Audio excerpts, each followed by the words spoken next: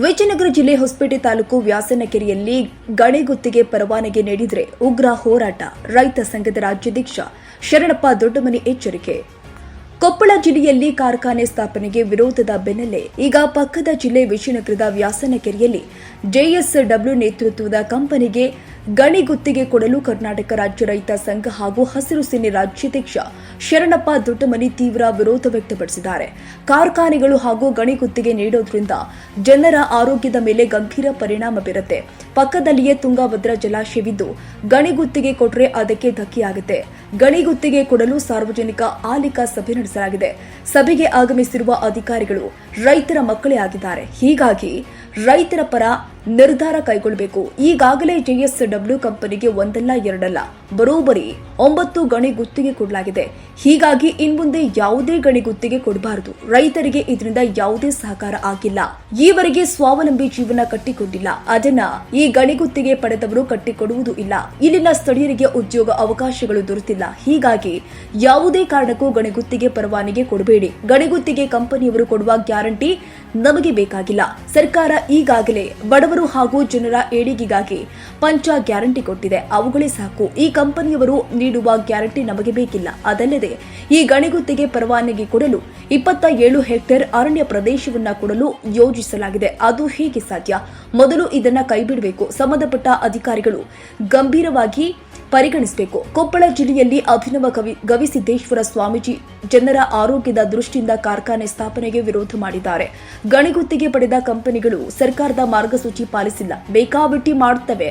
ಕೇವಲ ಕಡತದಲ್ಲಿ ಮಾತ್ರ ಎಲ್ಲ ಮಾಡಿದೆ ಎಂದು ತೋರಿಸುತ್ತಾರೆ. ವಾಸ್ತವದಲ್ಲಿ ಏನೂ ಮಾಡಿಲ್ಲ. ಇದನ್ನ ಇಲ್ಲಿಗೆ ಕೈ ಬಿಡಬೇಕು. ಇಲ್ಲದಿದ್ರೆ ಕೇಂದ್ರ ಮಂತ್ರಿಗಳು ಹಾಗೂ ಕಾನೂನು ಹೋರಾಟ ಹಾಗೂ ಹಸಿರು ಕೋರ್ಟ್ಗೆ ದೂರು ಸಲ್ಲಿಸಿ ಹೋರಾಟ ನಡೆಸಲಾಗುತ್ತೆ ಎಂದು ಎಚ್ಚರಿಸಿದ್ರು. ಅಧಿಕಾರಿಗಳ ವಿರುದ್ಧ ಕೆಂಡ. ಇನ್ನು ವ್ಯಾಸನಕೆರೆಯಲ್ಲಿ ಹಮ್ಮಿಕೊಂಡಿದ್ದ ಸಾರ್ವಜನಿಕ ಆಲಿಕೆ ಸಭೆಗೆ ಗೈರಾಗಿದ್ದ ಅಧಿಕಾರಿಗಳ ವಿರುದ್ಧ ರಾಜ್ಯಾಧ್ಯಕ್ಷ ಶರಣಪ್ಪ ದೊಡ್ಡಮನಿ ಕೆಂಡವಾಗಿದ್ದಾರೆ. ಸಭೆಗೆ ಅರಣ್ಯ ಇಲಾಖೆ ಅಧಿಕಾರಿಗಳು ಹಾಗೂ ತಹಸೀಲ್ದಾರ್ ಸೇರಿ ಇತರ ಇಲಾಖೆ ಅಧಿಕಾರಿಗಳು ಗೈರಾಗಿದ್ದಕ್ಕೆ ಆಕ್ರೋಶಗೊಂಡಿದ್ದಾರೆ.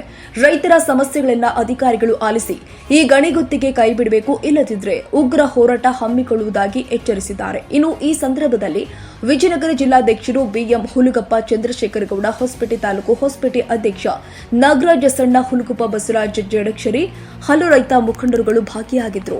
ವರದಿಗಾರರು ಚಂದ್ರಶೇಖರ್.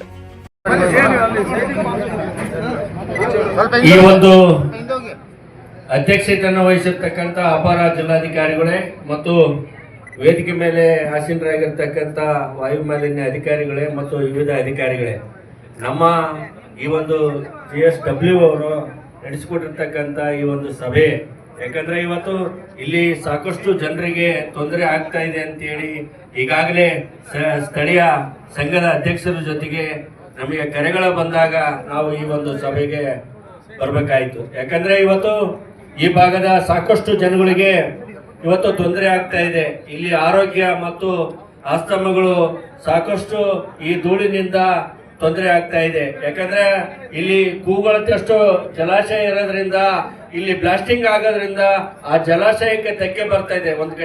ಒಂದ್ ಕಡೆ ಈ ಧೂಳಿನಿಂದ ಅದರಲ್ಲಿರ್ತಕ್ಕಂಥ ಹೊಂಡು ಹರಿದು ಹೋಗಿ ಇವತ್ತು ಜಲಾಶಯದಲ್ಲಿ 33 TMC ಇವತ್ತು ಹೂಳನ್ನು ತುಂಬಿದೆ. ಮಾನ್ಯ ಜಿಲ್ಲಾಧಿಕಾರಿಗಳೇ, ತಾವು ನಮ್ಮ ವಿರೋಧ ಇದೆ. ಯಾಕಂದ್ರೆ ಈ ಭಾಗದಲ್ಲಿ ಸಾಕಷ್ಟು ರೋಗ ರುಜಿನಗಳು ಬರ್ತಾ ಇದೆ. ಯಾಕಂದ್ರೆ ಡೆವಲಪ್ಮೆಂಟ್ಸ್ ಇಲ್ಲ, ಇಲ್ಲಿ ಸ್ಥಳೀಯರಿಗೆ ಉದ್ಯೋಗ ಇಲ್ಲ. ಒಂದ್ ಕಡೆ ರಾಜ್ಯದ ಜನತೆ ಇಲ್ಲಿ ತೊಂದರೆ ಆಗ್ತಾ ಇದೆ, ಇಲ್ಲಿ ಉದ್ಯೋಗ ಸಿಗ್ತಾ ಇಲ್ಲ ಅಂತೇಳಿ ಇವತ್ತು ಬೆಂಗಳೂರು, ಡೆಲ್ಲಿ ಅಂತ ನಗರಕ್ಕೆ ಗುಳೆ ಹೋಗ್ತಾ ಇದ್ದಾರೆ. ಆ ಒಂದು ನಿಟ್ಟಿನಲ್ಲಿ ಇಲ್ಲಿ ಎಲ್ಲಾ ಕಂಪನಿಗಳು ಆ ಹೆಸರು ಹೇಳಿಕೊಂಡು ಸ್ಥಳೀಯರಿಗೆ ಉದ್ಯೋಗ ಕೊಡ್ತೀವಿ, ನಾವು ಸ್ವಾವಲಂಬನೆ ಬದುಕನ್ನು ಕಟ್ತೀವಿ ಅಂತೇಳಿ ಹೇಳ್ತಾ ಇದ್ದಾರೆ. ಆದ್ರೆ ಇದುವರೆಗೆ ಯಾವುದೇ ರೀತಿಯಿಂದ ಸ್ವಾವಲಂಬನೆ ಬದುಕು ಕಟ್ಟೋದಕ್ಕೆ ಕಂಪನಿ ಹಿಂದೇಟ್ ಆಗ್ತಾ ಇದೆ. ಈಗೇನು ಸಿಆರ್ ಫಂಡಿನಲ್ಲಿ ಇವತ್ತು ಇವೆಲ್ಲವೂ ನಾವೆಲ್ಲ ಗಮನಿಸ್ತಾ ಇದ್ದೀವಿ.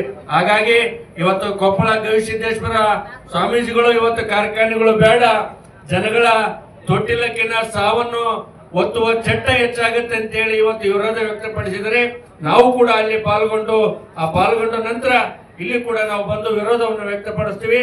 ಯಾವುದೇ ಕಾರಣಕ್ಕ ನೀವು ಪರವಾನಗಿ ನೀಡಬಾರದು. ಅದರ ಜೊತೆಗೆ ಈಗ ಈ ಭೂಮಿಯಲ್ಲಿ 27 ಹೆಕ್ಟೇರ್ ಪ್ರದೇಶವನ್ನು ಇವತ್ತು ಏನು ಅರಣ್ಯ ಭೂಮಿಯನ್ನು ತೆಗೆದುಕೊಂಡಿದ್ದೀರಿ ಅರಣ್ಯ ಉಳಿಸಬೇಕು, ನಾಡನ್ನು ಕಟ್ಟಬೇಕು, ಸಂರಕ್ಷಣೆ ಮಾಡ್ಬೇಕಂತ ಹೇಳ್ತಾ ಇದ್ರಿ. ಅದೇ ಒಬ್ಬ ರೈತ 1 ಎಕರೆ ಅರಣ್ಯ ಭೂಮಿಯಲ್ಲಿ ಕೆಲಸ ಮಾಡಿದಾಗ ಏನನ್ನ ಬಿತ್ತಿ ಬೆಳೆದಾಗ ಅವ್ರ ಮ್ಯಾಗ ಕಠಿಣ ಕ್ರಮವನ್ನು ಜರುಗಿಸ್ರಿ. ಹಾಗಾಗಿ ಈ ಒಂದು ಪರವಾನಗಿಯನ್ನು ನಿಲ್ಲಿಸಬೇಕು, ಈ ಒಂದು ಕಾಡು ರಕ್ಷಣೆಯನ್ನು ಮಾಡಬೇಕಂತೇಳಿ ಒತ್ತಾಯವನ್ನು ಮಾಡ್ತೀವಿ. ಅದರ ಜೊತೆಗೆ ಇವನ್ ಸಾಕಷ್ಟು ಜನಗಳ ಆತಂಕ, ಆಕ್ಸಿಡೆಂಟ್ಲಿಂದ ತೊಂದರೆಗಳು ಆಗ್ತಾ ಇದೆ.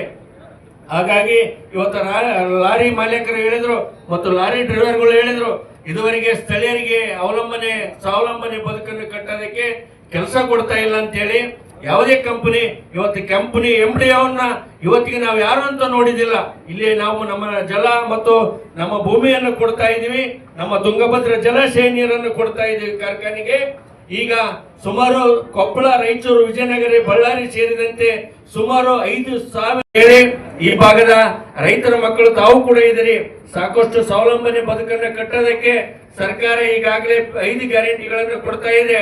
ಈ ಕಂಪನಿ ಗ್ಯಾರಂಟಿನ ಅಗತ್ಯ ನಮಗಿಲ್ಲ. ಆ ಒಂದು ನಿಟ್ಟಿನಲ್ಲಿ ನಮ್ಮ ನಾಡ ಸಂಪತ್ತು ಉಳಿಬೇಕು. ಯಾಕಂದ್ರೆ ಈಗಿರ್ತಕ್ಕಂಥ ಜಿಲ್ಲಾಧಿಕಾರಿಗಳು, ಈಗ ಹಿಂದೆ ಇರ್ತಕ್ಕಂಥ ಅಧಿಕಾರಿಗಳು ಕೂಡ ಬಳ್ಳಾರಿಯಲ್ಲಿ ಕಳೆದ 9 ಈಗಾಗಲೇ ಅವ್ರಿಗೆ ಗುತ್ತಿಗೆ ಅನುಮತಿಯನ್ನು ಕೊಟ್ಟಿದ್ದೀರಿ ಸಾಬ್ರೆ. ಈಗ ಜಿಂದಾಲ್ ಕಂಪನಿಗೆ 9 ಈಗ ಗುತ್ತಿಗೆ ಒಂದು ಕೊಟ್ಟಿದ್ದೀರಿ.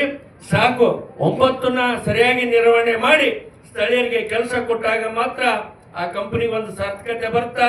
ಹಾಗಾಗಿ ನಮ್ಮ ಸಂಪೂರ್ಣ ವಿರೋಧಿದೆ ಅಂತೇಳಿ ಈ ಸಂದರ್ಭದಲ್ಲಿ ಹೇಳಿ, ಮತ್ತು ಈ ಏನಾದರೂ ನೀವೇನಾದ್ರು ಈ ಕೆಲಸಕ್ಕೆ ಕೈ ಮುಂದಾಕಿದ್ರೆ ನಾವು ಚಳವಳಿಯನ್ನು ಮಾಡಿ ಕಾನೂನು ಮೊರೆ ಇವತ್ತು ಕೇಂದ್ರ ಸಚಿವರಿಗೆ ಮತ್ತು ಕೇಂದ್ರ ಆಡಳಿತಕ್ಕೆ, ನ್ಯಾಯಾಲಯ ಮೊರೆಗೆ ಹೋಗ್ತೇವೆ ಅಂತೇಳಿ ಸಂದರ್ಭದಲ್ಲಿ ಹೇಳಿ, ಮತ್ತು ಇಲ್ಲಿರ್ತಕ್ಕಂಥ ನಮ್ಮ ವಿಜಯನಗರದ ಅಧ್ಯಕ್ಷರಾಗಿರ್ತಕ್ಕಂಥ ಹುಲಗಪ್ಪನವರು ಮತ್ತು ನಾಗರಾಜ್ನವರು, ಬಸವರಾಜ್ ಅವರು, ಸುಮಾರು ರೈತರು ಇವತ್ತು ಬಂದಿದ್ದೀವಿ. ನಮ್ಮ ವಿರೋಧ ಇದೆ ಅಂತೇಳಿ ಮಾನ್ಯ ಅಪಾರ ಜಿಲ್ಲಾಧಿಕಾರಿಗಳಿಗೆ ಮನವಿಯನ್ನು ಕೊಡ್ತೀವಿ. ಅದೇ ರೀತಿಯಾಗಿ ಈಗೇನು ಫಾರೆಸ್ಟ್ ಅಧಿಕಾರಿಗಳು ಮತ್ತು ಅರಣ್ಯ